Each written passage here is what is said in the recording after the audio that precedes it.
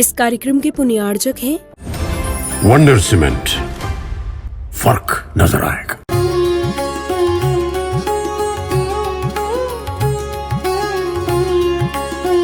सर्व कल्याणकारकं प्रधानं सर्वधर्माणां जैनं जयतु शासनं।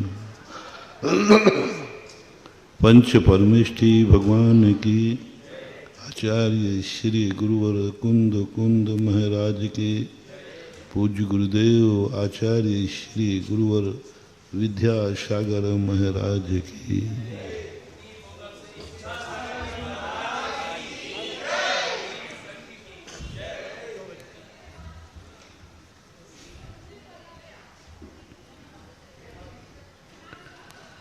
कल प्रसंग चला था,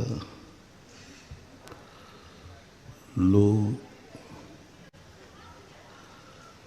धर्म के कार्य को इसलिए नहीं करते हैं क्योंकि उनको मोक्ष नहीं जाना। एक ऐसी धारणा ने सारी दुनिया को अराजक बना दिया, आताताई बना दिया, स्वच्छंद बना दिया।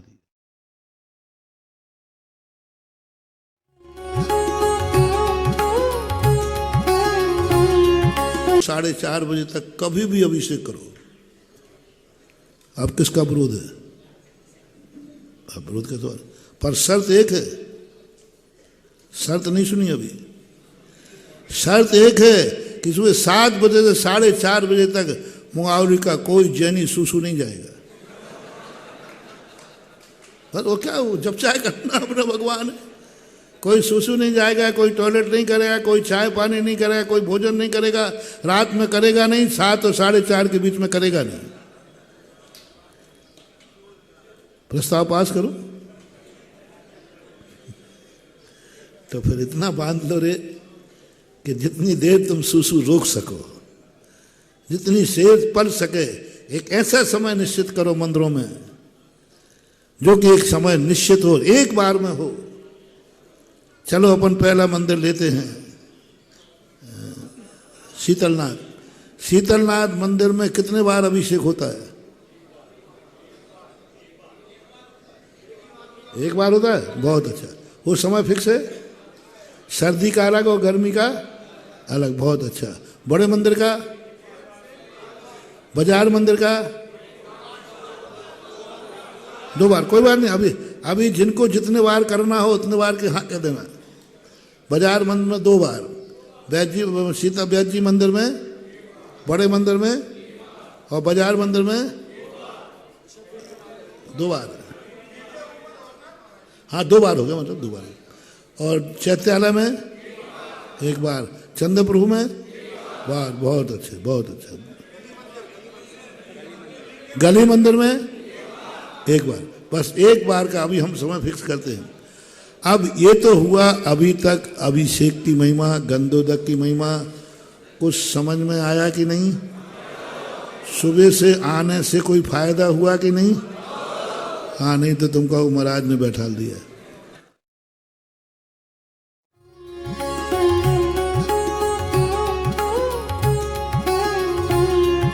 जहाँ हमारे लिए जो चाहिए है वो मिलता हो। इधर पंडित लोग गद्दियों पर बैठ के घोषणा कर रहे हैं मंदिर में कुछ नहीं मिलता, भगवान कुछ नहीं देते। दूसरों दिन से लोगों ने मंदिर में आना बंद कर दिया। मंदिरों में भीड़ खत्म हो गई। बीच के 50 साल का वर्ष ऐसा निकला, मंदिरों में सूने हो गए, अभिषेक बंद हो गए, पूजाएं बंद हो गई, मंदिरों में लोगों ने आना बंद कर दिया।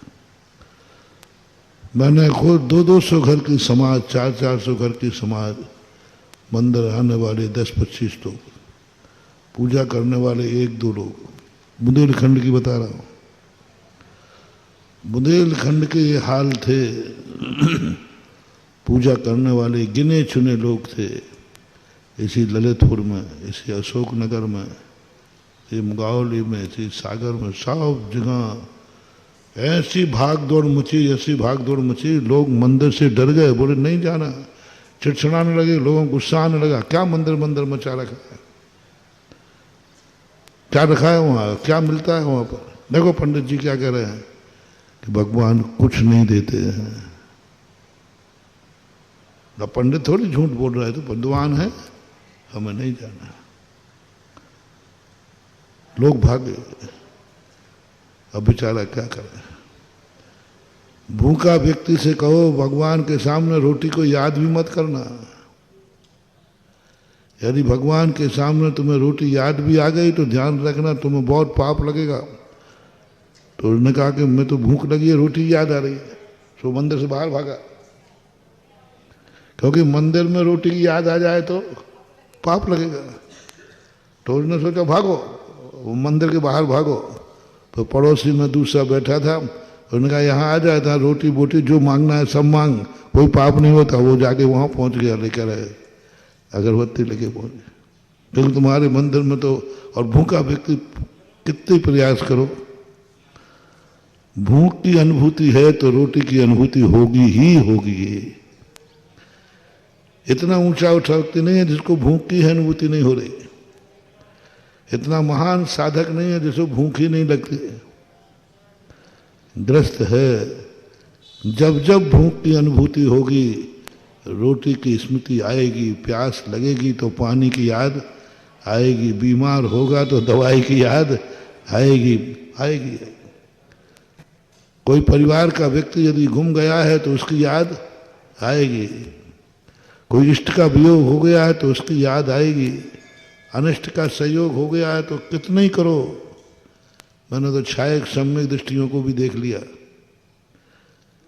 वे भी जब संकट आता है ना, वे भी भगवान के पास चिल्लाते हुए मिले, भगवान बचाओ। अरे उनको मालूम है भगवान बचाता नहीं है, फिर भी किनारे बचाओ। छायक सम्यक दृष्टि चौथा काल, ऋषभदेव मौजूद हैं और महारानी सुलोचना, पति युद्ध में गया, वो भगवान के पास जाके भगवान हमारे पति को जिताओ। अरे भगवान युद्ध में उतर जाएंगे क्या? युद्ध में उतर जाएंगे, लेकिन है करे क्या, वो कोई नहीं सकता। जिसका पति युद्ध में मौत से जूझ रहा हो, उससे कहना देखो भगवान के सामने अपने पति को जिंदा रहने की भावना मत करना, हो तत्ता है। यदि करोगे तो पाप लगेगा। तो भारतीय नारी होगी, वो कहते मैं मंदिर छोड़ देती हूँ, मंदिर के बाहर तो कर लूंगी, हाँ मंदिर के बाहर तो करो, तो मंदिर छोड़ देंगे। एक और तुम्हारा पति मौत से जूझ रहा है, एक और मंदिर में तुमने पति को जिंदा रहने की या जीतने की भाव किए तो तुम्हें पाप लगेगा। तो तुम मंदिर में बैठे रहोगे या मंदिर छोड़ दोगे? छोड़ देंगे, क्या को बनेंगे? मंदिर छोड़ सकते हैं। ग्रस्त कभी अपने पति को मौत नहीं देख सकता। छायक सम्यक दृष्टि सुलोचना थी, छायक नहीं है ना, सम्यक दृष्टि।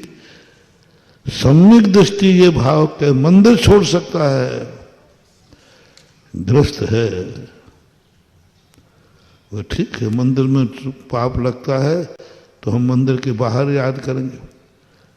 जिस मंदिर में मेरे पति को बचने की भावना करने की इच्छा होगी, हम वहां चले जाएंगे। मरता क्या नहीं करता। और उस समय कोई कहे कि भाई इधर आ जाओ, हमारे मंदिर में आप पति को जिंदा रहने की, युद्ध में जीतने की इच्छा कर सकते हो, यहाँ कोई पाप नहीं लगता। तो सम्यक दृष्टि भी चला जाएगा। सम्यक दृष्टि इतना नहीं है कि वो इतना देख ले, बेटा सामने मर रहा है, मौत है, और तुम कहोगे बेटे की कोई इच्छा नहीं करे। ये सारे के सारे इतना वितंडावाद खड़ा कर दिया। 50 सालों में मंदिर शून्य हो गए, पूरा राजस्थान मंदिरों से सूना हो गया। कुछ नहीं, बड़े बड़े मंदिर है, कोई अभिषेक पूजा करने वाले नहीं। पूरे राजस्थान को जब मैं यहाँ से प्रवेश किया, सुबह मंदिरों में देखो तो एक दो जो वृद्ध लोग रहते थे वो पूजा करते मिलते थे। कुछ कंजाइश थे, वे इसलिए पूजा नहीं करते थे कि ये तो व्यवहार है, ये तो व्यवहार की क्रिया है, एक हवाएं और चल गई। थोड़े बहुत व्यवहारी पूजा करते तो उनको हवा चला दी, मंदिर में संसार की भावना नहीं, मंदिर में कुछ नहीं मांगना है, मंदिर भगवान बनने के लिए। सो मंदिर से लोग भाग गए।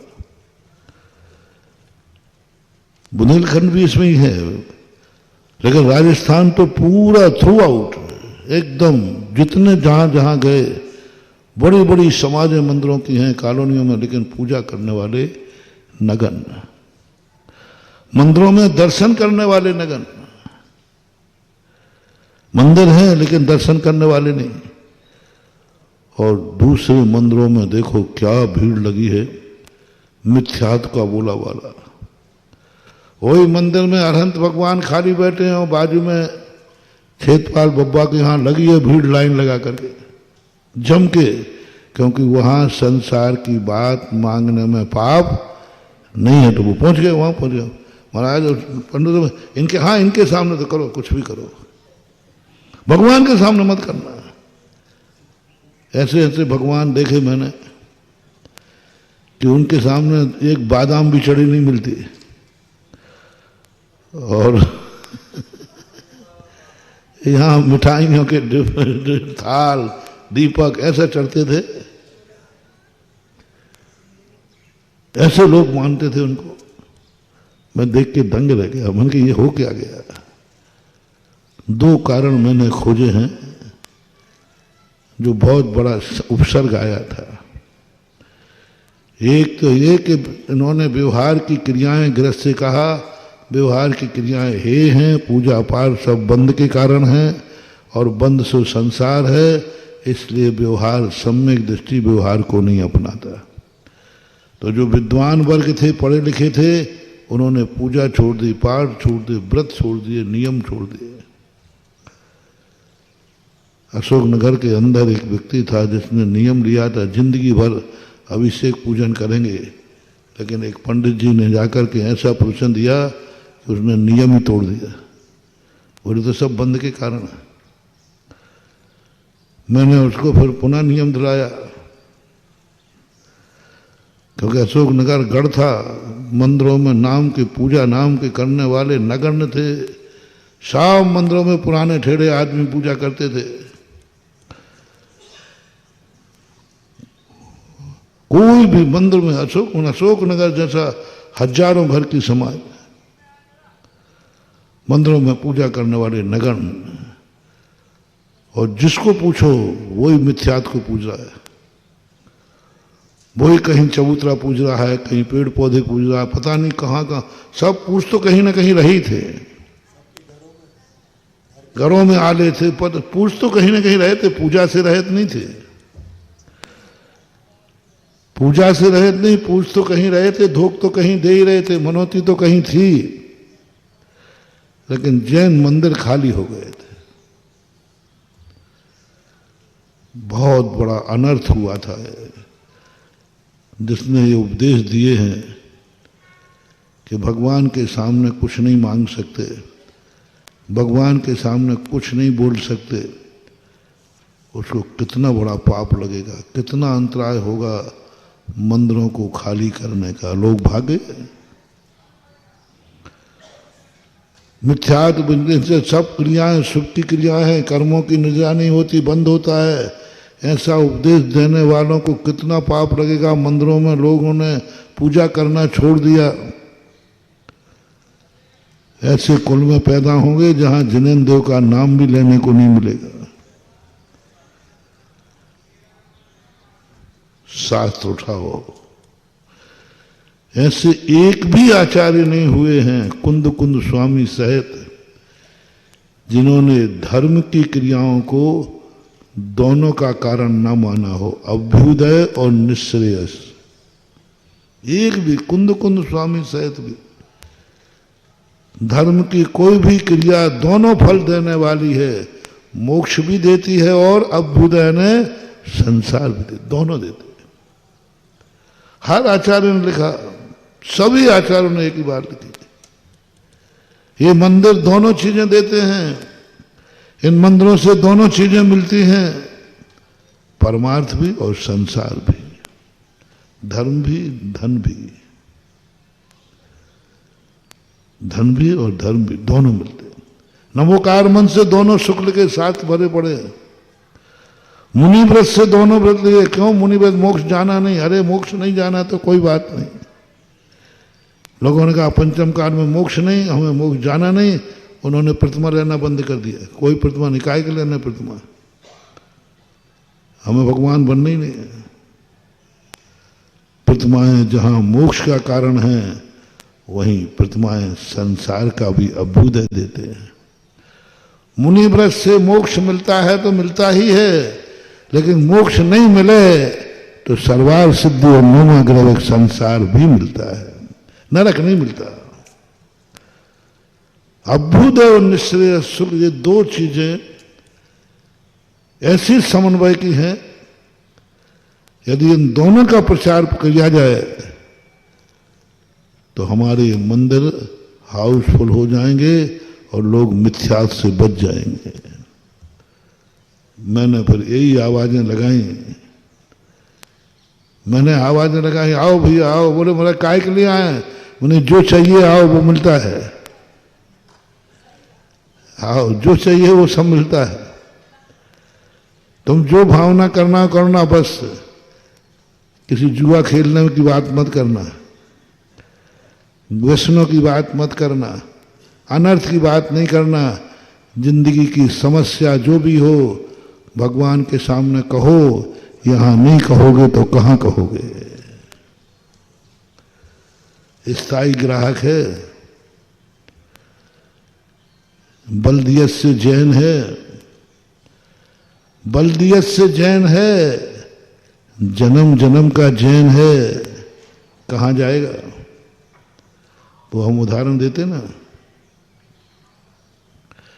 कि यदि लगा हुआ ग्राहक आए और उसको कोई माल चाहिए तुम्हारी दुकान पे नहीं है, तो उससे कहो कि भाई मेरी दुकान पे तो नहीं है, तो बोले सेठ जी मैं आज तक कभी किसी दुकान पे गया ही नहीं, आज तक मैं किसी दुकान पे गया ही नहीं हूं, मैं जाऊं कहाँ? मैंने तो कोई दूसरी दुकान देखी ही नहीं है।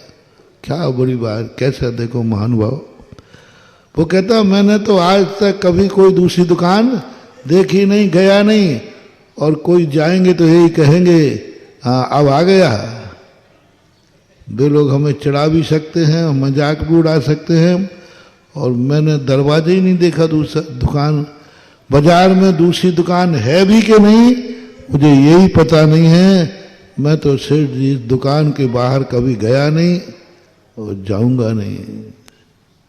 ऐसे ग्राहक तुम जिस दुकान के बन जाओगे ना, उस दिन सेठ, होशियार सेठ अपने लगे हुए ग्राहक को दूसरी दुकान पर नहीं जाने देता, क्योंकि दूसरी दुकान पर गया और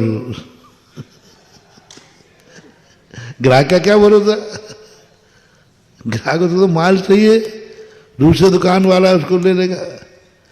तो होशियार जो श्रावक सेठ होता है वो अपने लगे हुए दुकान को दूसरी दुकान पर नहीं जाने देता, स्वयं ग्राहक बनकर दूसरी दुकान से माल ला करके लगे ग्राहक को देता है। ये है वणिक नीति, ये है वणिक नीति। व्यापार की नीति है अपने ग्राहक को दूसरे दरवाजे मत जाने देना,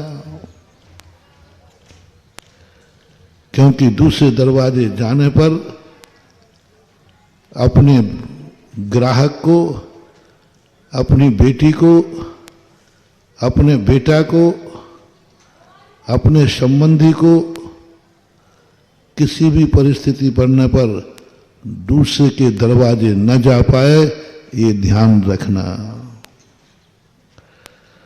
विपत्ति आए तो दूसरे के दरवाजे न चला जाए।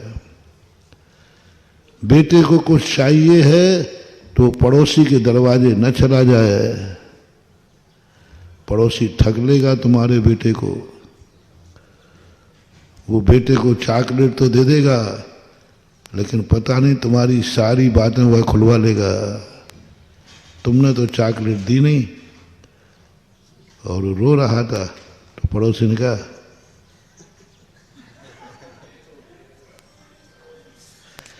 हो सकता है कि नहीं, क्योंकि बेटा कुछ नहीं जानता। बेटा क्या जानता है?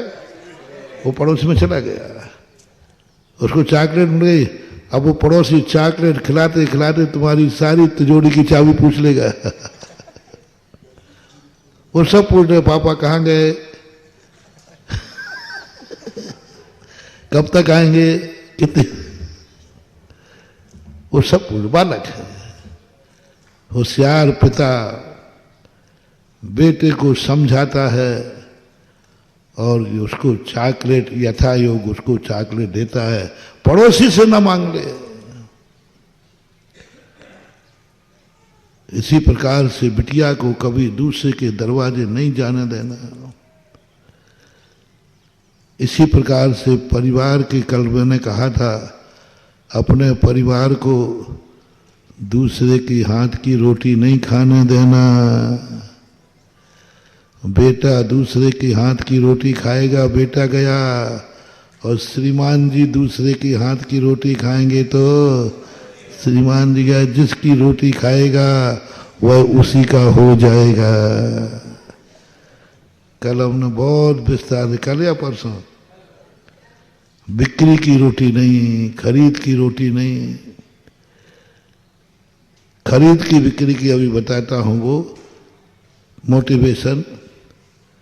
ग्राहक जिस दुकान पर जाएगा जरूरी नहीं कि वो अब लौट के आएगा। घर का व्यक्ति, तुम लोगों को आजकल बहुत अय्यासी हो गई है। पहले माँ, पत्नी, बहन सब परिवार को अपने हाथ से पानी पिलाते थे, क्योंकि जो पानी पिलाएगा वह उसी का होगा। संस्कार, अंदरूनी संस्कार है। अन्न तुमने खिलाया है बना करके, तुम्हारी भावना है कि मैं अपने बेटे को खिला रही हूं, मैं अपने पति को खिला रही हूं, और नौकर के अंदर ये भाव आएगा? आ ही नहीं सकता। जैसे तुमने कहा मेरा बेटा, मेरा पति, मेरा भाई, अब वो भावना की रोटी खाएगा तो उसके मन में भी आएगा कि ये मेरी पत्नी, मेरा भाई, मेरा माँ, मेरी बहन, उसको भी आएगा। ये साधारण नहीं है। पहले के लोग ऐसे मूर्ख नहीं थे, ये मनोविज्ञान था। ये बेटे के लिए अपनी रोटी खिलाओ। वो बचपन से 9 होटल में जाके खा रहा है, तुम्हारा क्या होगा? वो हो ही नहीं सकता। बाजार की रोटी खाएगा, बाजारू हो जाएगा। बाजार की रोटी खाएगा तो बाजारू हो जाएगा, चाहे वो पुरुष हो चाहे महिला हो। बाजारू रोटी नहीं, खरीदने की बात नहीं, सब घर की रोटी खाओ, घर का पानी पियो। अपने व्यक्ति को कहीं दूसरी तरफ देख ना पाए, उसकी नस पकड़ो, उसका नेचर पकड़ो, क्योंकि उसने पड़ोसी में देखा नहीं। तुम मत चूकना कि हमारी बलाएं टल गई, नहीं, वो ही टल जाएगा, वो ही टल जाएगा। गृहस्थी को मजाक मत समझो। मैंने जब तुम्हारी गृहस्थी शास्त्रों में पढ़ी तो मुझे तो ये मुनि धर्म बहुत सरल लगा, बहुत बेटा सरल। तुम लोग पता नहीं कितने पागल आदमी हो, इतने तुम लोग में पागलपन तो मुझे विश्वास नहीं होता, बहुत तरस आता है। ये मुनि धर्म इतना सरल है, इतना सरल है, कुछ नहीं है, कुछ नहीं, मजे ही मजे हैं। तुम्हारी गृहस्थी बहुत खतरनाक है, क्योंकि वहां तुम अकेले दुखी नहीं हो, तुम सही हो और घर का कोई व्यक्ति बिगड़ जाए तो बर्बादी। यहां तो हम ही बिगड़ेंगे तब बर्बादी है, और हम नहीं बिगड़ेंगे तो हमारी आबादी आबादी है। घर में तो तुम सही और बेटा बिगड़ गया तो क्या हो जाएगा? बर्बादी। बेटा सही है, बाप बिगड़ गया तो बर्बादी है। पत्नी सही है और पति बिगड़ गया तो बोलते जाओ ना। पति सही है और पत्नी बिगड़ गई तो बर्बादी। कितनी बर्बादी! तुम लोगों की बहुत गृहस्थी बहुत कठिन है, सब तरफ से रिक्स है। तुम स्वस्थ हो, कोई मर गया तो ले रोने बैठ गया, उजड़ गया घर तुम्हारा। तुम जिंदा हो, बेटा मर गया तो ले साहब अब का बचो। क्या कहते तुम? अब काय के लिए जिंदा रहना? वही क्यों, क्या बात है, तुम तो जिंदा हो। और वो ये खतो वही, और पति मर गया तो ले साहब, पत्नी मर गई तो ले साहब। क्या है तुम लोगों की जिंदगी? तुम्हारे हाथ में तुम्हारी कोई जिंदगी नहीं है। बाप मर गया तो बेटा अनाथ हो गया, ले साहब बेटा जिंदा है और अनाथ कह रहा मैं तो अनाथ हूं, मैं तो लुट गया, मैं तो बर्बाद हो गया। अरे तू तो जिंदा है। नहीं, मेरे जिंदा से कोई मतलब नहीं। बाप जिंदा रहे तो मैं सनाथ हूं, नहीं तो अनाथ। पत्नी मर गई, लो साहब अब क्या है, अब क्या रखो घर में। पति मर गया, अब क्या? अरे तुम तो जिंदा हो गए, नहीं कोई मजा नहीं है। साथी जिंदा है तो तुम्हें जिंदा रहने का मजा है, साथी नहीं है तो तुम्हें जिंदा रहने का भी मजा खत्म हो जाता है। और हमारा मार क्या है? हम जिंदा हैं तो जगत जिंदा है, दुनिया मरे तो मरे, दुनिया मरे मैं तो जिंदा हूं। दुनिया के मरने से मेरे मुनि पद पे कोई फर्क नहीं पड़ने वाला। बाप के मरने पर बेटा अनाथ हो जाएगा, पत्नी के मरने पर पति पर विधवा हो जाता है। हमारे यहाँ कुछ नहीं होता। मुनि था, मुनि है और मुनि ही रहेगा। एवं लिंगम परिपूर्णम, यह लिंग अपने आप में पूर्ण परिणाम है। स्वयं सही है, दुनिया सही है, सब कुछ सही। स्वयं बिगड़ जाए तो सही है, बिगड़। स्वयं दुखी हो तो दुखी है, स्वयं सुखी हो तो कुछ नहीं है। और एकदम जिंदा रहता है, बोलता रहता है। वो शेर है ना, मैं बेखौफ होकर इसलिए बोलता हूं, मैं निडर होकर इसलिए बोलता हूं क्योंकि दुनिया मुर्दों को सुनने के लिए नहीं बैठी है। मैं निडर होकर इसलिए बोलता हूं कि दुनिया मुर्दों को सुनने के लिए नहीं बैठी है, जिंदा को सुनने के लिए बैठी है। और गृहस्थ क्या बोलेगा? वो कहते तो वो मर गया तो हम मर गए, बेटा मर गया तो हम मर गए, ये लुट गया, संपत्ति लुट गई तो अब क्या बचा? सब लेगा चोर। एक अभी कोटा में चोरी हुई तो कल महाराज जी अब जिंदा रहने से कोई मतलब नहीं। हमने क्या हुआ? वो जितनी जिंदगी भर की कमाई थी वो सब ले गया, छापा में चला गया, कुछ नहीं बचा। मैंने कहा नहीं भैया अभी तू खुद बचा है कि नहीं? बहुत समझाया, उसको अनुभूति नहीं हुई। उसने कहा धन चला गया, सब चला गया, कुछ नहीं बचा, कुछ नहीं बचा महाराज, सब चला गया। रो रहा है। मैंने कही कहीं ये मर नहीं जाए अटैक में। मैंने कहा नहीं भैया अभी तू बचा है, और जब तक मैं जिंदा हूं तब तक अपने आप को कोई चीज का भाव नहीं मानना। हाँ स्वयं मर जाए वो बात अलग है, लेकिन तुम्हारी गृहस्थी तुम्हारे जिंदा रहने का भी आनंद नहीं देती। तुम जिंदा हो फिर भी तुम्हें जिंदा रहने का आनंद नहीं आ रहा है, क्योंकि धन चला गया, परिवार चला गया, सब चला गया। तुम कहते अब क्या करेंगे? और हमारा धर्म अहमिक्को खरु शुद्धो दंसन नान मयो सदारूबी नभी अथ मज्ज किंचवी अन्नम परमाणु मित्रम पे। सबसे बड़ा आनंद इसका है कि मैं जिंदा हूं, बस हमें जिंदा रहने की अनुभूति करना है। दूसरे के मरने पर मेरा मरण हो जाए, बस यही सबसे बड़ा संसार का दुख है। हमें जिंदा रहना है। मैं एकाकी एकत्र लिए सब ही आते, तन धन को साथी समझा था पर ये भी छोड़ दे। ये तुम करके दिखाओ तो जाने।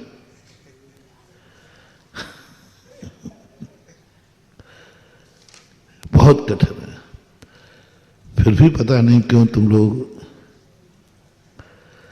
इस मुनि धर्म को कठिन मानते हो, मोक्ष मार्ग को कठिन मानते हो।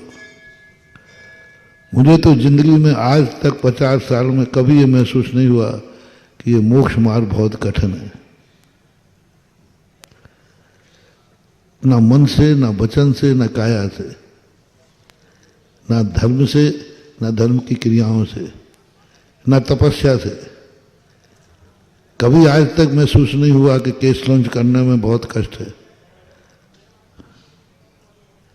कभी महसूस नहीं हुआ कि पैदल चलने में थक जाता हूं, शरीर थक जाता है, लेकिन संकलेश नहीं होता। कभी ऐसा नहीं होता कि कितना कठिन है, पैदल चलना पड़ता है, गाड़ी की छूट होती नहीं है। शरीर को कष्ट तो होता है, लेकिन संकलेश नहीं होता। शरीर थक जाता है, लेकिन गाड़ी याद नहीं आती।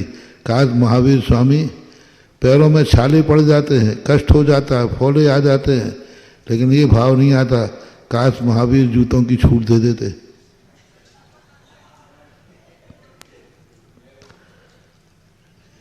क्या बिगड़ता था? और तुम्हें कांटा लगे तो क्या याद आएंगे? यदि तुम्हें नंगे पैर चलो, कंकड़ चुभे, तो तुम्हें क्या याद आते हैं? यार आज जूते नहीं पहन के आया। कंकड़ चुभा नहीं, कांटा चुभा नहीं, थोड़ा सा सड़क गरम लगी नहीं, क्या याद आता है? नंगे पैर तुम चलते हो, तुम्हें कुछ भी पैरों में प्रतिकूलता होगी, तुम्हें तुरंत किसकी याद आएगी? जूते चप्पल की तुरंत आएगी। हमें भी गर्म लगते हैं, हमें भी कंकड़ चुभते हैं, लेकिन कभी जूते चप्पल याद नहीं आते। और तुम्हें याद बिना रहोगे नहीं। स्वयं के नहीं मिलेंगे तो दूसरे के मांग ले तो भैया देना, थोड़ा जूते चप्पल देना, आएगी याद तुम्हें। यही तो सबसे बड़ी परेशानी है। और कितनी चीजों में तुम्हारे लिए संसार याद आता है। उपवास करते हो तो हो सकता है रोटी की याद आ जाए, हम लोगों को नहीं आती। खाने नहीं मिले, अलाप हो जाए तो भी नहीं आती। कष्ट होता है, गला सूखता है, शरीर क्रश होता है, लेकिन रोटी की याद नहीं आती। नहीं मिलने पर गर्मी लगती है, गर्मी में अंतराय हो जाए तो प्यास लगेगी, गला सूखेगा, शरीर तपेगा, मुंह धोने का भाव आएगा, लेकिन पानी पीने का भाव भी नहीं आएगा। पानी की याद ही नहीं आई, पीने की याद नहीं आएगी। पानी तो सामने है तो है, ठीक है, मुंह धो लेंगे, छाया में बैठे, लेकिन पीने की याद नहीं आएगी। और तुम्हें नहीं मिले तो अनंत चौदस के दिन रात में कुआं में उतर के पी आते हो, स्वप्न में। सुबह लोग आके प्राश्चित लेते, महाराज मैंने रात में खा लिया। मैंने क्यों? बोले कल अनंत चौदस का उपवास था, तो रात में जाकर के पकौड़े खा के क्या पटा। स्वप्न में। बहुत कठिन मार्ग है तुम्हारा, क्योंकि तुम्हारा मार्ग, तुम्हारा सुख पराधीन है। पूज्यवर कुंद कुंद भगवान कहते, साधी नो ही विनाशो। गृहस्थी का सबसे कठिन मार्ग क्या है? क्यों छोड़ा दिया गृहस्थी का मार्ग? क्या कमी थी, क्या दुख थे भरत चक्रवर्ती को? क्या दुख थे तीर्थंकर को घर में? उनकी बात कर रहा हूं जिनके घर में कोई दुख नहीं था। उन्होंने क्यों छोड़ा? कोई कमी नहीं, कोई कमी नहीं। यहां तक कि उनके जीवन में ना धन की, ना दौलत की, ना कोई कमी नहीं, तीर्थंकरों की कोई कमी होती नहीं, फिर क्यों छोड़ा? क्योंकि गृहस्थ में जब तक रहेंगे तुम्हारा सुख स्वाधीन नहीं होता है। स्वाधीनो ही विनाश हो, स्वाधीनता का विनाश है। तीर्थंकर भी क्यों ना हो, वे भी घर में हैं, और यदि घर में कोई व्यक्ति दुखी है तो वे भी दुखी हो जाएंगे। फॉर एग्जाम्पल, हरिवंश पुराण पूज्यवर जिनसेन स्वामी तीर्थंकर हैं। जरासंध ने श्री कृष्ण पर चक्र फेंका, नेमिनाथ वहीं खड़े, उनको भय उत्पन्न हो गया, दुखी हो गए, एकदम एकदम दुखी। भले मेरे भाई को ये चक्र मार देगा। तुरंत नेमिनाथ तीर्थंकर थे, उन्होंने श्री कृष्ण को पीछे किया और चक्र के सामने स्वयं आ गए। इससे क्या बताता है? प्रीत्यात्म वीर्यमविचार्य मृगी मृगेन्द्रम नाभेति किम निज से सो। इसमें उसमें क्या अंतर बताओ?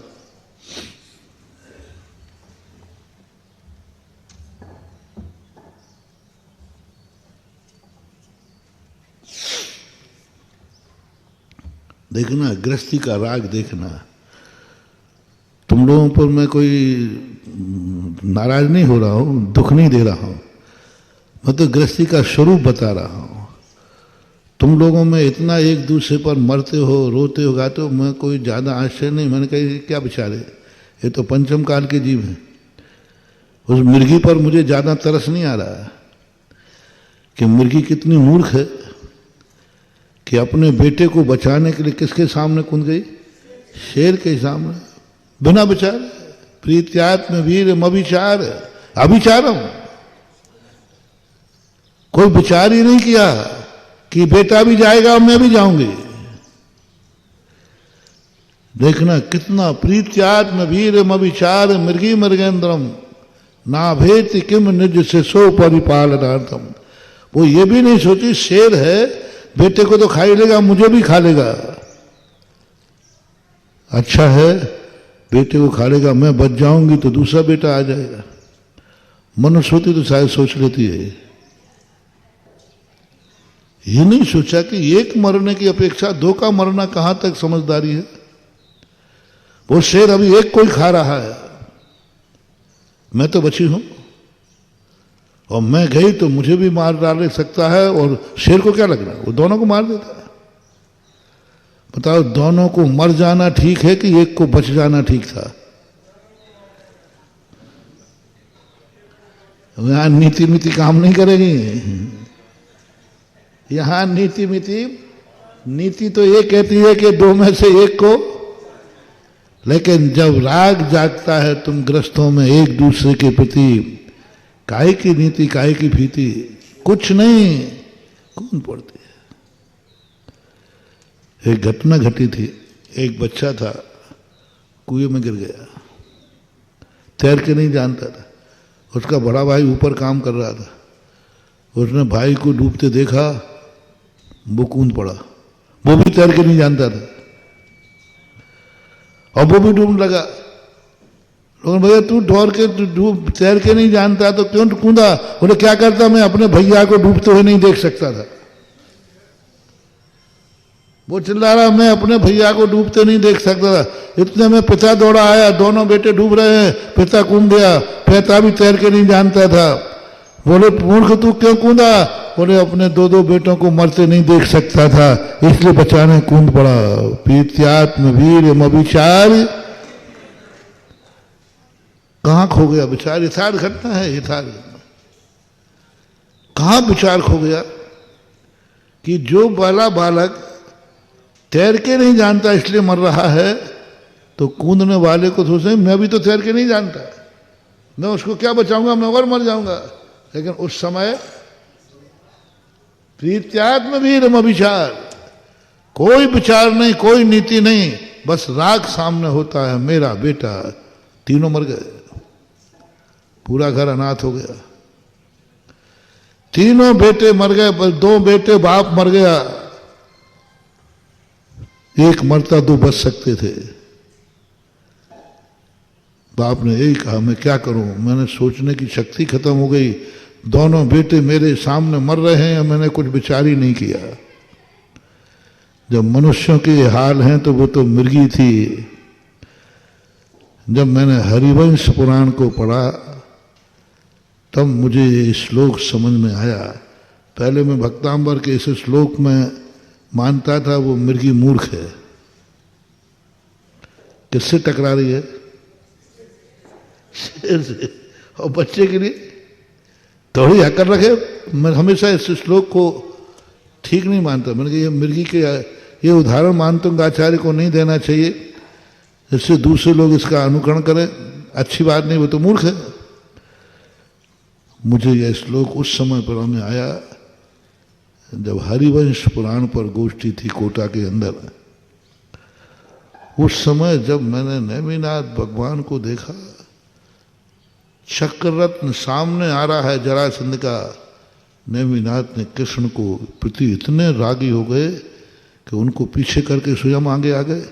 ये भी नहीं सोचा चक्र मुझे भी मार सकता है और दोनों को भी मार सकता है, कुछ नहीं। श्री कृष्ण को हाथ पकड़ के धक्का दिया, पीछे आके खड़े हो गए, आगे चक्ररत्न के सामने खड़े हो गए। मैंने कि भगवान आप तीर्थंकर हो, आप भी अविचारम,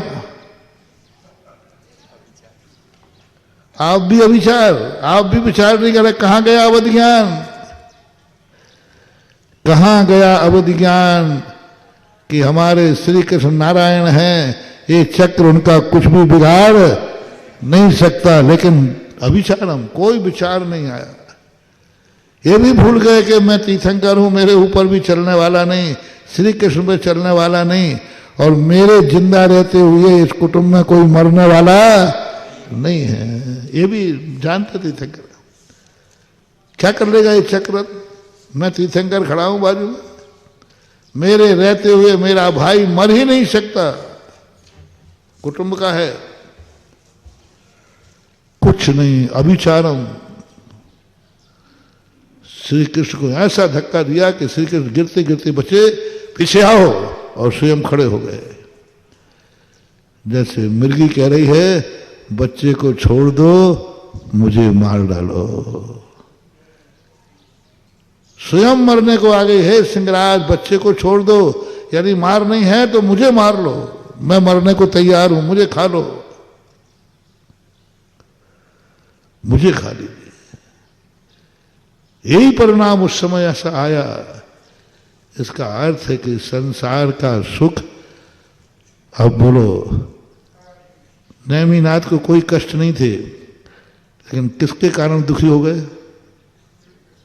स्वाधीनो ही विनाशो।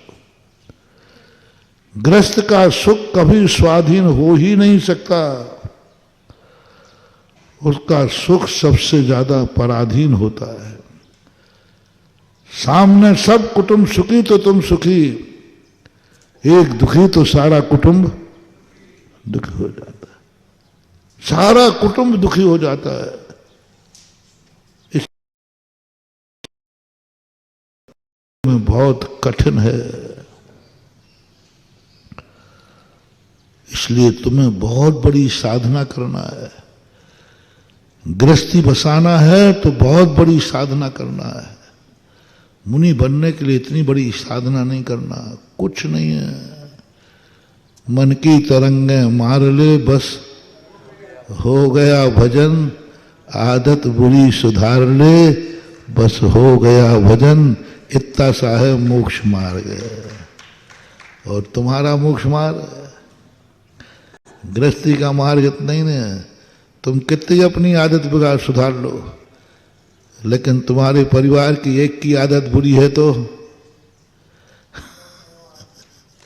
तुम कितने कमा के रख दो और एक जुआरी है तो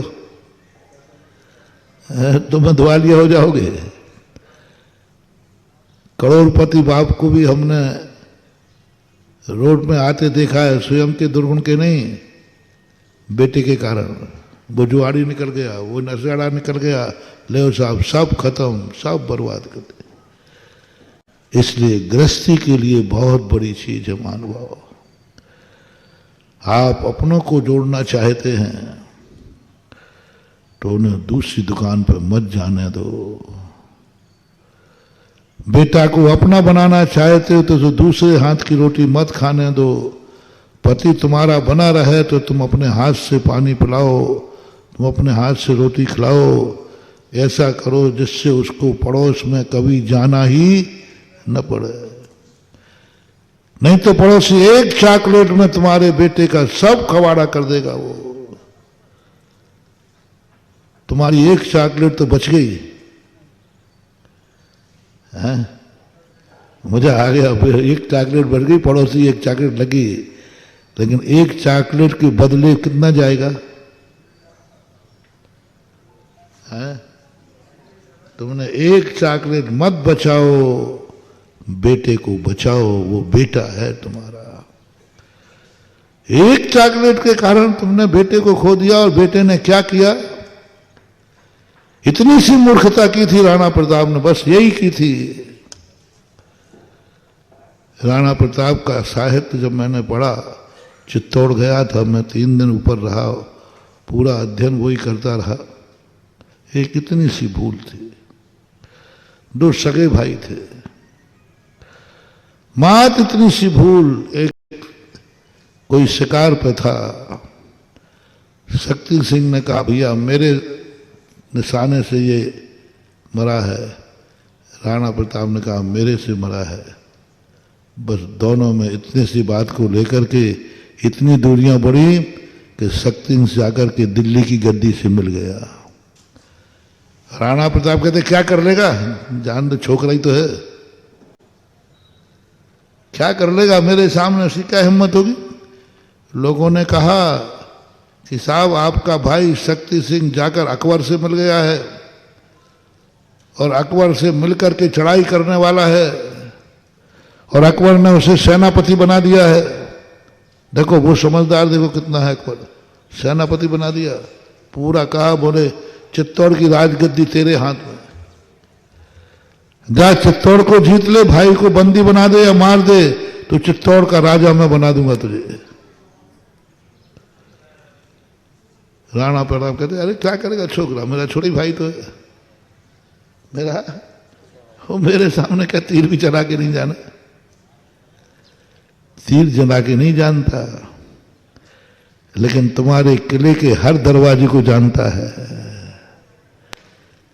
रावण ने भी यही भूल की, शक्ति सिंह ने भी यही भूल की। चित्तौड़ का किला अजय था, लेकिन शक्ति सिंह को हर दरवाजा मालूम था। राणा प्रताप अहंकार में बैठे रहे, अरे क्या करेगा छिकरा, और उसने सारा रहस्य अकबर को बता दिया। धन कहाँ छुपा है, कहाँ से लोग भागते हैं, कहाँ से क्या करते हैं, सब एक छोटी सी बात, छोटी सी गलती,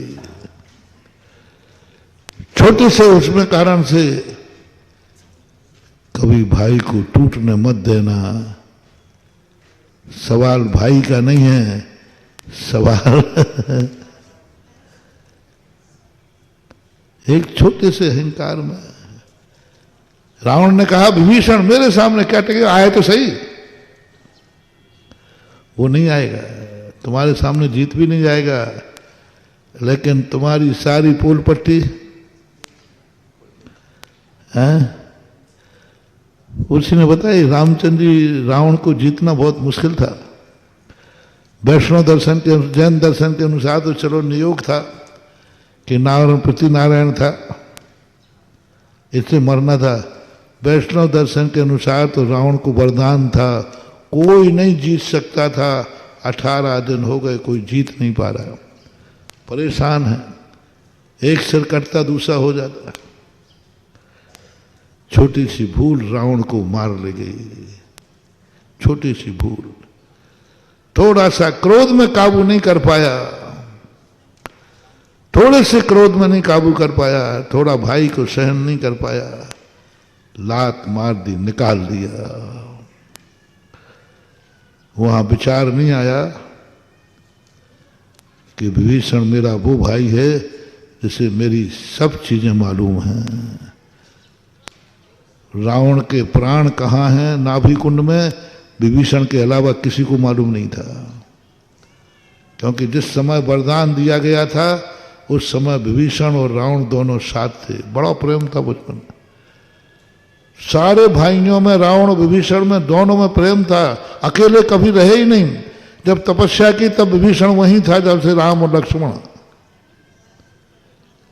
वरदान मिला तब विभीषण वहीं था। किसी को मालूम नहीं था कि रावण के प्राण कहां है, रावण का ना अमृत कुंड कहां है, विभीषण को मालूम था। लेकिन विभीषण को वो छोटा भाई समझता रहा, तुझ समझता रहा। वो भूल गया कि विभीषण यदि चला गया तो जाकर के वहां बोलो रामचंद्र जी मार पाए थे। विभीषण यदि नाभि कुंड नहीं बताता तो। इन सबसे हमें क्या शिक्षा मिलती है? अपने लोगों को कभी दूसरे की दुकान पर जाने की जरूरत न पड़े, ये तुम्हें प्रयास करना है। उसको इस ढंग से मोटिवेट करो कि उसे चॉकलेट पड़ोसी की ना लेना पड़े। इस ढंग से मोटिवेट करो कि उसे बाजार की रोटी ना खाना पड़े, बाजारू ना बन जाए। तुम्हारा घर का सदस्य, महिलाओं को मैंने हमेशा कहता हूं, तुम और कुछ करो या नहीं करो, बस तुम अपने पुरुषों को बाजारू मत बनने देना। बाजारू बनने का अर्थ बाजार का पानी नहीं, बाजार का भोजन नहीं, जो कुछ होगा सब घर का होगा। ऐसा बनाओ कि ये बाजार में खाना भूल जाएं और घर का खाना शुरू कर दें। ये तुम्हारी कुशलता है। घर का पुरुष वर्ग बाजारू ना हो जाए, घर का पुरुष वर्ग पड़ोसी का ना हो जाए, घर का बुजुर्ग वर्ग पुरुष वर्ग कहीं यहां वहां ना चला जाए। वो कला तुम्हें सीखना है। यदि ये कला सीख ली तो तुम्हारा घर स्वर्ग है, अन्यथा तुम कितने भी बने रहना, घर नरक भी बन सकता। तुम कितनी तपस्या करते, कितने ही धर्म करते रहो, बिगड़ गया बेटा देव साहब, नरक बन गया, लुटा दिया सब उसने। राणा प्रताप को भागना पड़ा। यदि कैसी भी करके कुछ भी करते, मैं शक्ति सिंह को नहीं टूटने दूंगा। कुछ भी करेंगे मैं विभीषण को नहीं टूटने देगा।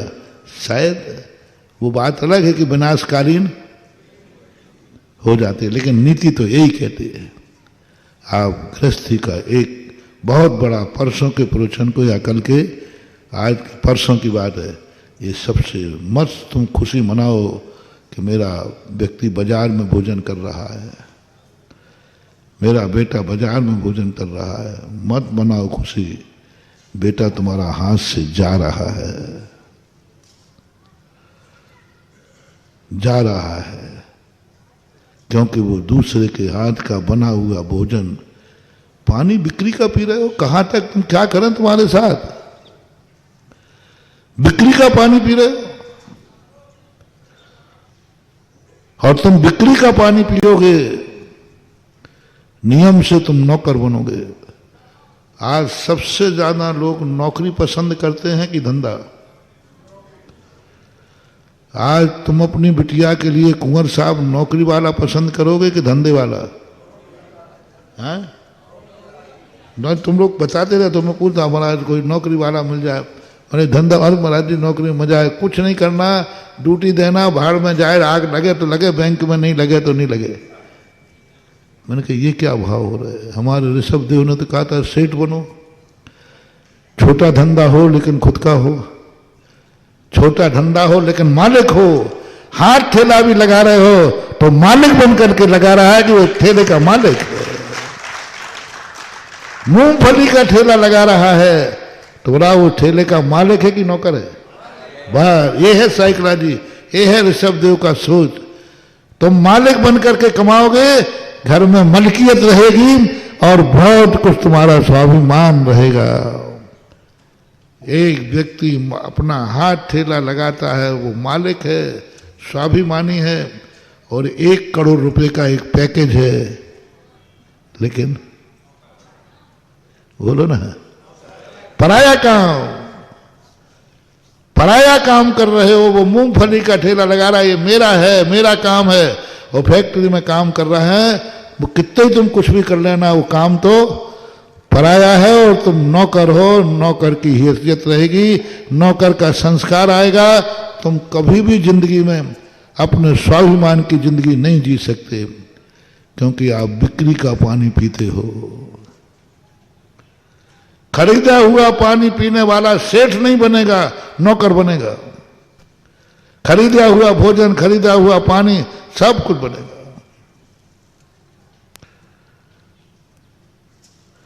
इसलिए कल मैंने कहा था, खरीदा हुआ बाप, खरीदा हुआ बाप, यानी तुम पिताजी को इसलिए मानते हो कि उसकी वसीयत मिल जाए? नहीं, ये खरीदा हुआ बाप है। पिता की संपत्ति पर यदि नियत तुम्हारी है तो तुम पिता खरीदा हुआ है।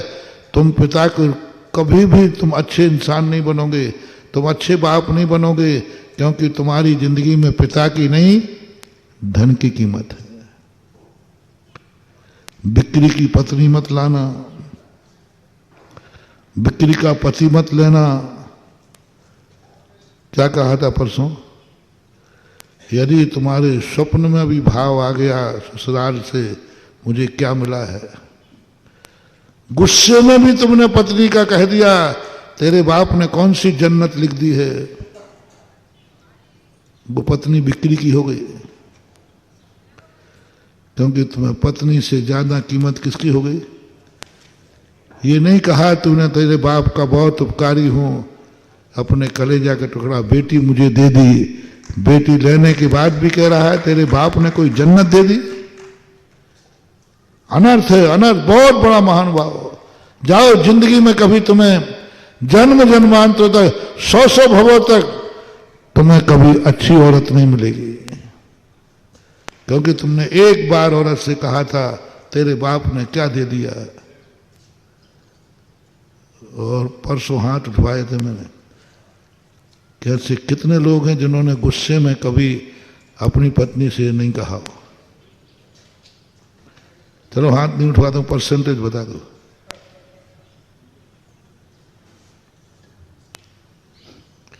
गुस्से में सही कितने % मान लो भाई? बस बता, यही तो बकरवाना चाहता कि मुझे पता नहीं है। मत बोलना रे, मत बोलना। एक बात मान लो कि नहीं, मुझे जो चाहिए था वो मिल गया। एक दिन तुम्हारी पत्नी सती सीता जैसी होगी, जो तुम्हारे कष्टों में भी वनवास भोगेगी, वनवास के कष्ट उठाएगी, फिर भी एक बार भी नहीं कहेगी कौन सा सुख दे दिया। नहीं, आप लोगों से भी मेरा कहना है, बिक्री का पति मत रखना। मुराद खरीदे, हाँ तुम भी कम नहीं हो। अरे कौन सा सुख दे दिया, कौन सा नहीं, स्वप्न में भी नहीं कहना। विदेही का चलते उठाओ, कितने दुख उठाए, पढ़ा करो थोड़ा। शरद की कथा ही नहीं पढ़ा करो। मैं तो कई बार कथाओं को पढ़ करके सोचता हूँ मेरे से बड़ी आफत है, मैं आज तक पूरी कथा नहीं पढ़ पाता, क्योंकि बीच में इतना रुक जाता हूँ, महीनों निकल जाते। पकड़ो पक्ष। सीता के लिए जिंदगी में कभी भी, जिस दिन से शादी हुई, दुख ही दुख मिला। जब द्वारा वनवास गई तब तो एक शब्द बोल सकती थी, तुम्हारे साथ जिंदगी बिताने में हमें कौन सा सुख मिला। जिंदगी में दुखी दुख तो उठाए हैं, गजब, एक बार भी नहीं, एक बार भी नहीं, एक बार तो कभी कह देती, एक बार तो कह देती। पांडव पुराण, द्रौपदी को जब दुख हुआ, बहुत कष्ट उठाया द्रौपदी, बोलो एक बार तो कह सकती धर्मराज से, सब तुम्हारी करामात है। द्रौपदी को 12 वर्ष में कष्ट तो आए होंगे कि नहीं? खूब कष्ट, वनवास में कहां से सुख रखे, कभी खाने मिला होगा, कभी नहीं मिला होगा, काम पर अपहरण भी हो गया वनवास में। नारी है, कह सकती थी तुम्हारी बदौलत है, और पति से कह सकती थी तुम इनसे चिपकू बने हो बड़े भैया से, हाँ इन बड़े भैया के गुलाम बने हो, देखो इन्हीं के कारण से मेरी क्या क्या दशा हुई। एक बार भी नहीं, एक बार भी नहीं द्रौपदी कष्टों पर कष्ट उठा रही है। लेकिन उसने ना तो अर्जुन से कहा, ना धर्मराज से कहा, बोलो विदेही का तो ठीक है, रामचंद्र की कोई गलती नहीं थी। पांडव पुराण बताओ 100% धर्मराज की गलती थी कि नहीं? 1% ही 100%, 100% गलती थी, दाव पे उसने लगाया।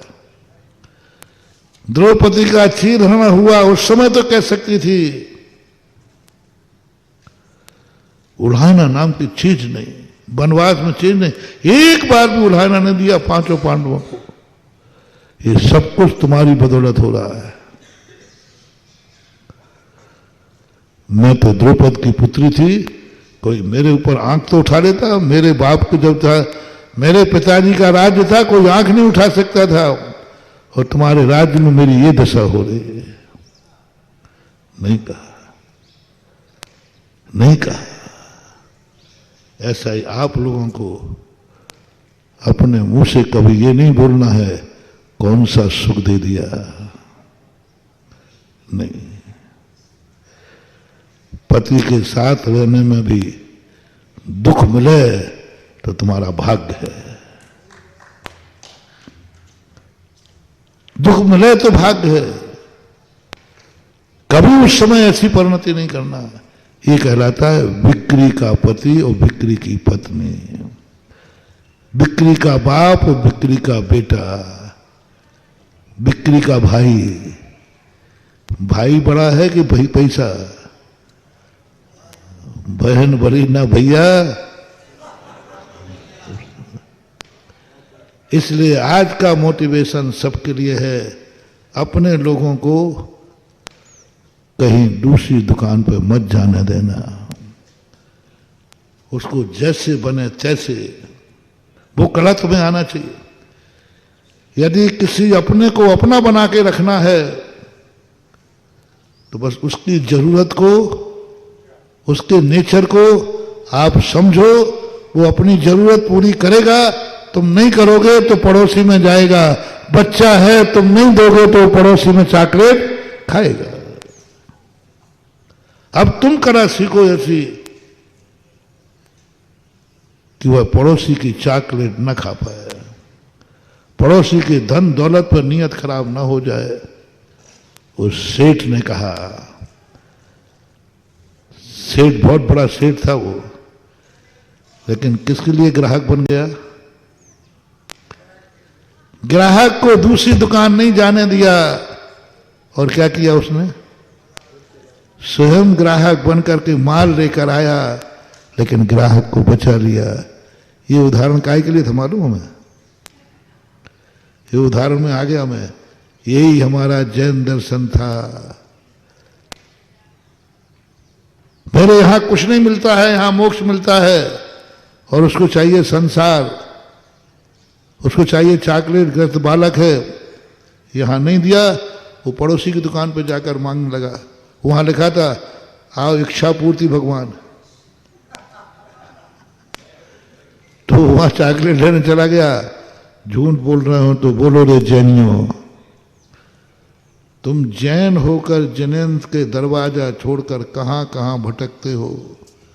क्यों? क्योंकि तुम्हें मालूम है जो मुझे चाहिए यहां मिलने वाला नहीं है। 50 साल तक ये संघर्ष नाटक हुआ है। इन मंदिरों को उजाड़ने का अपना प्रसंग ही चल रहा था। इन मंदिरों को उजाड़ दिया, बर्बाद कर दिया, क्योंकि इन मंदिरों में कुछ नहीं मिलता है। यहां चॉकलेट नहीं मिलती है, यहां संसार नहीं मिलता है, वहां आए हुए संकट दूर नहीं होते हमारे, भगवान किसी को कुछ नहीं देते हैं। इन प्रवचनों ने मंदिरों को उजाड़ दिया, खाली हो गए मंदिर, दुकान खाली हो गई, ग्राहक आना बंद हो गए। तब मैंने शास्त्रों को पढ़ा, देखा, राजस्थान बुंदेलखंड सब बातों को मैंने कहा मैं क्यों इस तरफ आया हूं, क्यों मैंने दान पूजा के उपदेश देना शुरू किए।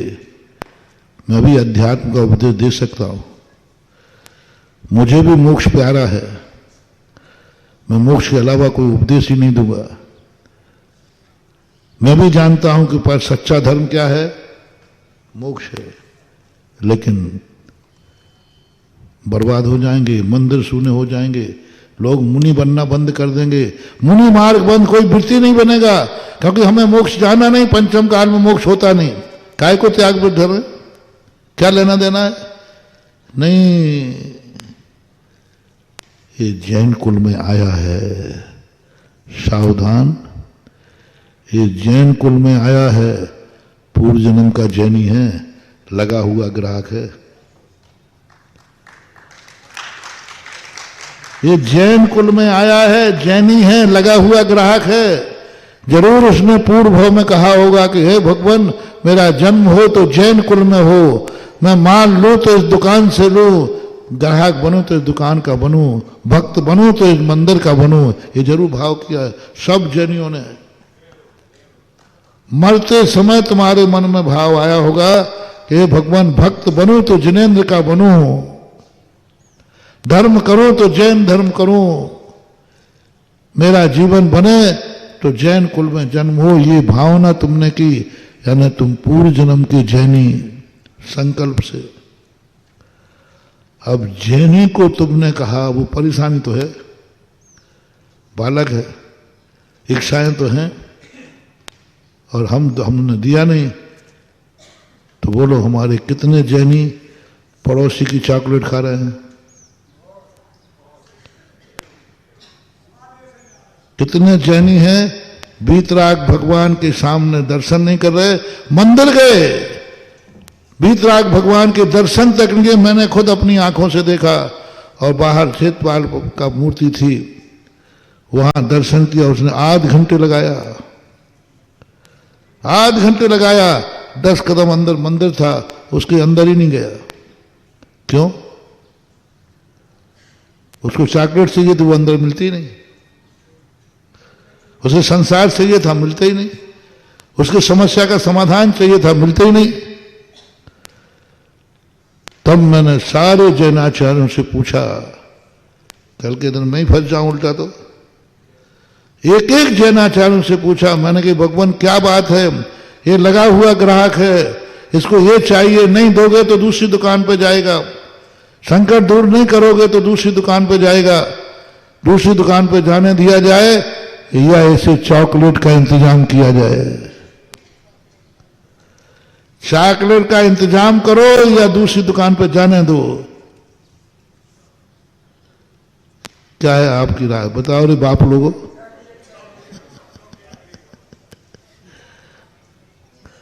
मैंने एक एक आचार्य से पूछा, सबसे बड़े आचार्य थे कुंद भगवान, उनसे पूछा, बोले भगवान क्या बात है? बोले किसने कहा मेरी दुकान पे चॉकलेट नहीं मिलती? किसने कहा मेरे दुकान पर संसार की चीजें नहीं मिलती? किसने कहा मेरे दरवाजे संकट दूर नहीं होते? जो दुनिया में कहीं नहीं मिलता वो यहां मिलता है, जो दुनिया में कहीं नहीं। सामंतभद्र महाराज के पास पूछा, मैंने कहा प्रभु आपसे बहुत डर लगता है, कुंद स्वामी तो सीधे साधे हैं, सामंतभद्र ऐसे निपटाते हैं, गीले हाथ हाथ करके थप्पड़ मारते हैं, गया मिथ्या से, हाँ मूर्ताओं में फंस गया। मैंने कहा आपसे कौन बचेगा, आप निपटा दोगे मुझे यदि मैंने उपदेश दिया। मैंने कहा भगवान आप, तो वो भी रत्नकांत साहब का चार में कहते पाए गए कि सम्यक दर्शन का फल मोक्ष ही नहीं है। देवेंद्र चक्र महिमान ममेय मानम ओजस तेजो विद्या विजय विभव विशनाथा महाकुला महाहर्ता मानव तिलका, 4 श्लोक दिए। बोले देख ये जनरल स्टोर है कि नहीं, यहाँ बिस्कुट भी है, चॉकलेट भी है, सब है कि नहीं। किसने कहा, बोले नहीं हमें ऐसा लोगों ने कह दिया कि समंत भद्र की दुकान पे चॉकलेट नहीं मिलती, हमने इसलिए आना छोड़ दिया।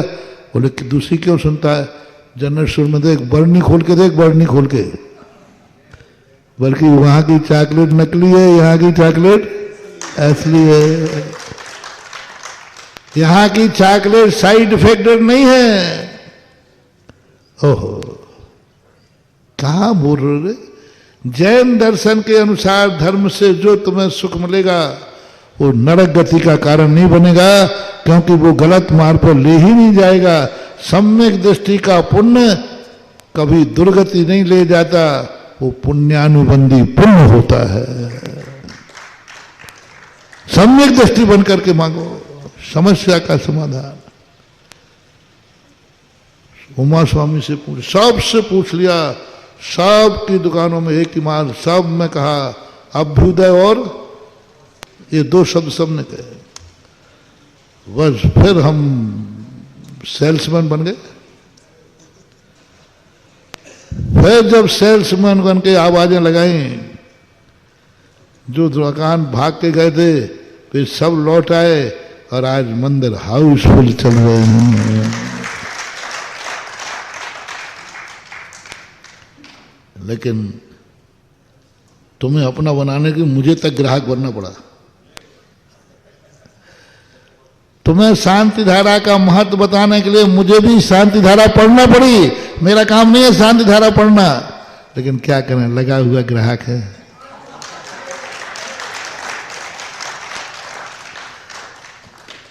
मेरे लिए शांति धारा नहीं भैया, पक्का है। हम लोगों के लिए शांति भक्ति है। शांति भक्ति, हम लोग शांति भक्ति पढ़ते, शांति धारा हम लोगों कोर्स में नहीं है। पढ़ना में हमें कोई जरूरी नहीं, हम पढ़ते भी नहीं थे, हम लोग अभिषेक में जाते भी नहीं थे, हम कभी भी अभिषेक में नहीं बैठते थे, ना शांति धारा पढ़ते थे। क्या लेना, तुम्हारा काम है। लेकिन जब देखा ग्राहक दूसरी दुकान चला जाए,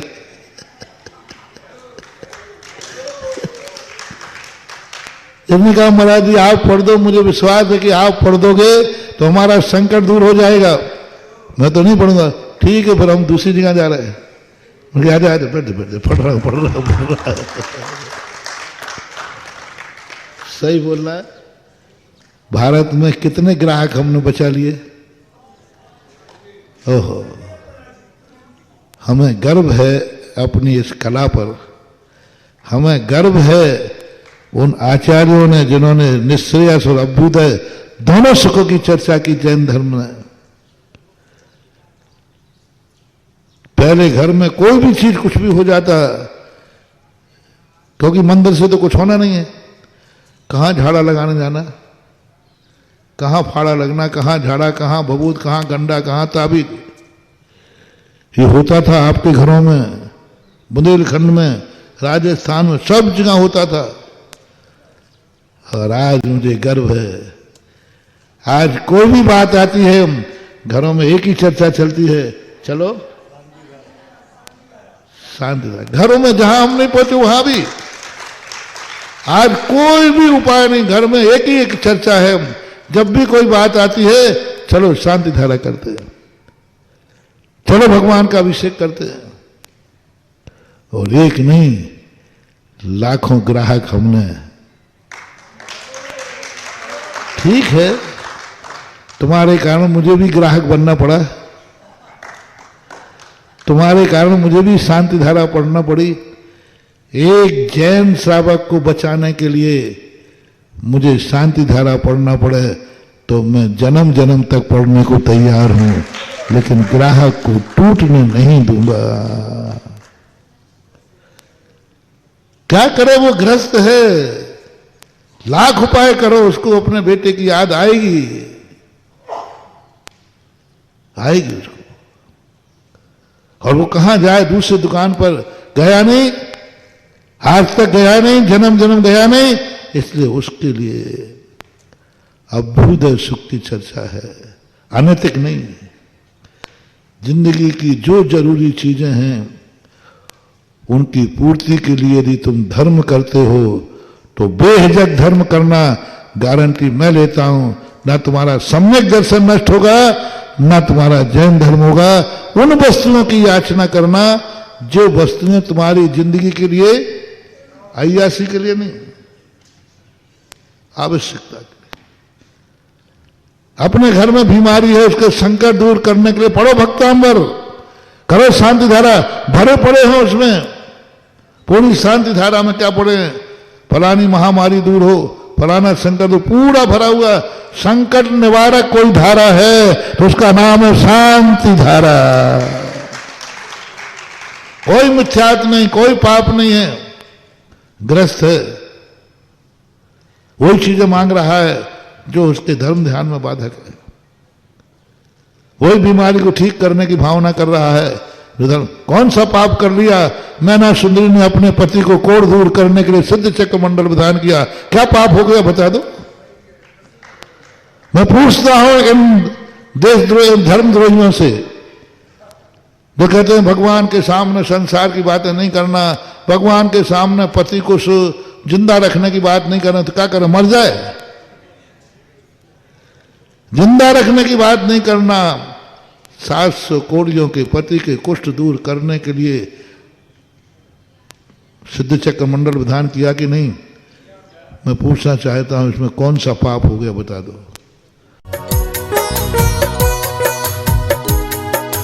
इस कार्यक्रम के पुण्यार्जक थे वंडर सीमेंट, फर्क नजर आएगा।